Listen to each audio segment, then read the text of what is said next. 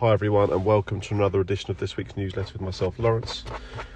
Here, starting an autumn-winter project with a long-term client.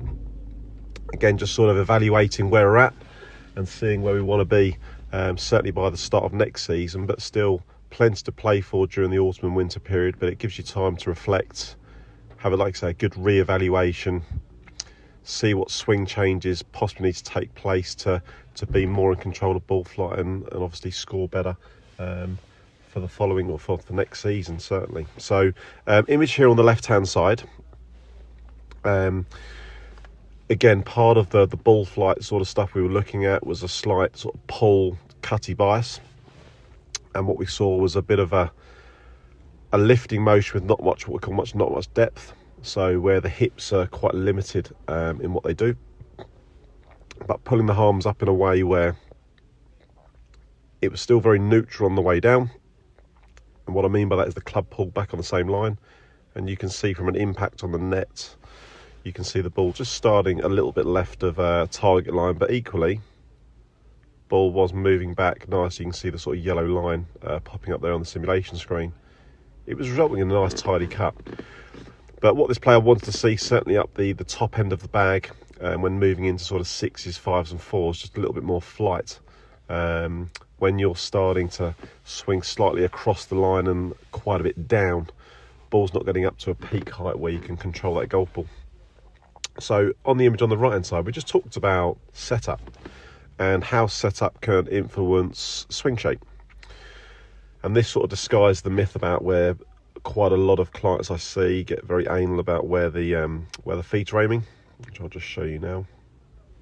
So again, you can see feet shape, shoulder shape. Obviously we've got posture there. It looks like we've got quite a heavy right bias there. But what this does for this player, in the first instance, it allows this player to understand a bit more about rotation. So from here, you'll see the differences. If I'm just going to circle these and highlight these, we've got a little bit more evolving in the hip area. We've got a little bit more evolving in the knee area. We've still got some work to do on the feet, okay, because generally when you move into that right toe, we struggle to turn. So again, we've got to work on the feet being a little bit more grounded. But certainly we're starting to see a little bit more what we call depth in the arm structure. So the hands feel like they're going a little bit more behind, which just allows this club on the way down to come a little bit more underneath the shoulder line.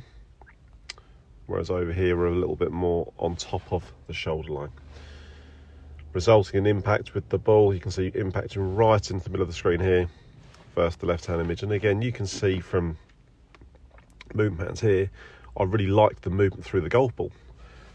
But where it was moving from, this is going to be in a much more orthodox position. This image here is much more sort of pulling down. So lots of improvement here. Great start to the 2025 autumn winter program, and look forward to working with this player during the winter. If you want to get into contact with myself, Laurence, to really kickstart your next season, please do get in contact. Thanks.